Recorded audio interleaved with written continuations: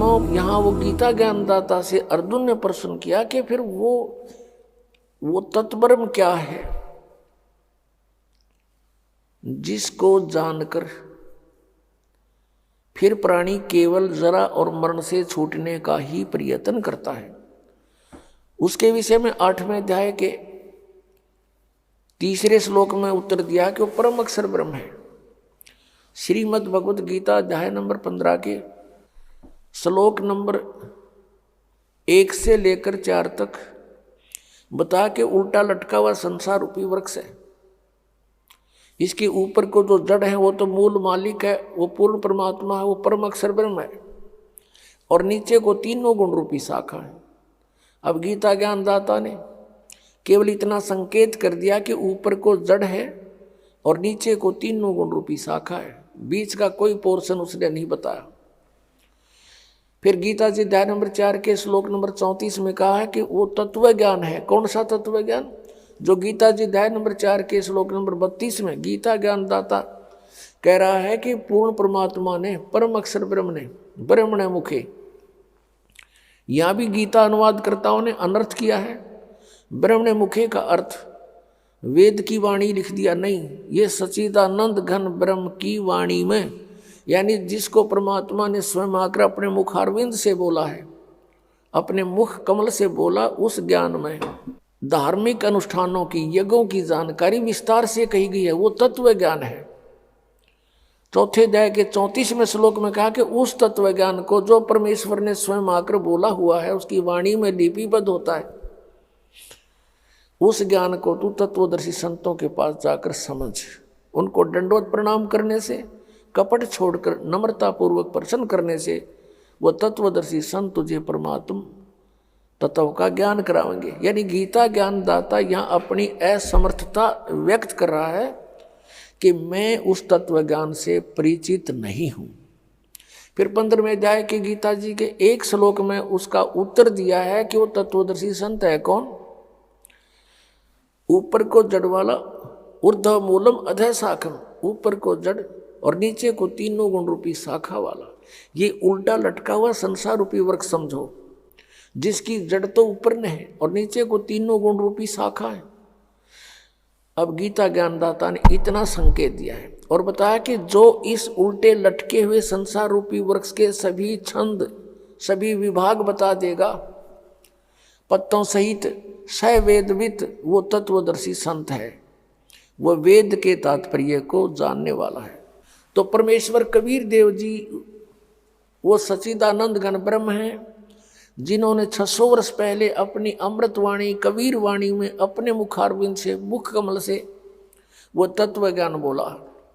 उसमें क्या बोला था कि अक्षर पुरुष एक पेड़ है, निरंजन वा की डार और तीनों देवा शाखा है ये पात रूप संसार। दूसरे शब्दों में अक्षर पुरुष एक पेड़ है, सरपुरुष वा की डार और तीनों देवा, रजगुण ब्रह्मा, सतगुण विष्णु, तम गुण शिव जी, तीनों देवा शाखा है और पात रूप संसार। वो परमात्मा ने आकर यू ज्ञान बोला, ये सच्चिदानंद घन ब्रह्म की वाणी, कबीर वाणी।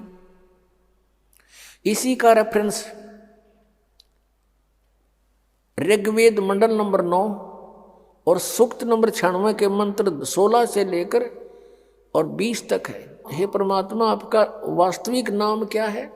16वें श्लोक में प्रश्न है। उत्तर दिया 17वें श्लोक में कि वो कबीर साहब, कबीर परमेश्वर है और कबीर वाणी के द्वारा वो अपने ज्ञान को लोकोक्तियों के माध्यम से उच्चारण करके बोलता है, जिस कारण से वो एक प्रसिद्ध कवि भी कहलाता है, लेकिन वो होता है परमात्मा। फिर 18वें श्लोक में कहा कि वो तीसरे मुक्ति धाम में रहता है, सतलोक में रहता है, वहां से गति करके आता है। गीता जी अध्याय नंबर 15 के श्लोक नंबर 4 में कहा है कि जब तत्वदर्शी संत आपको मिल जावे, उसके पश्चात परमेश्वर के उस परम पद की खोज करनी चाहिए, जहां जाने के बाद साधक फिर कभी लौटकर संसार में नहीं आता।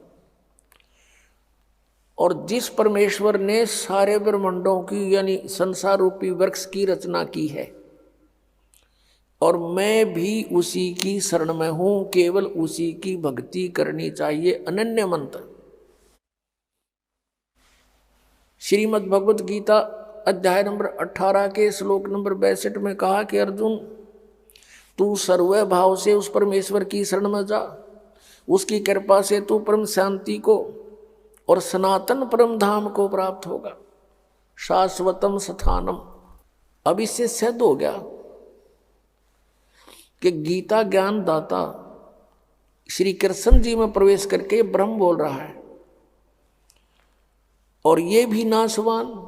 इसका मंत्र जो ओम नाम है, केवल इसकी साधना करने से जो प्राप्ति होगी वो भी यूजलेस, क्योंकि ये सरपुरुष है, नाशवान है।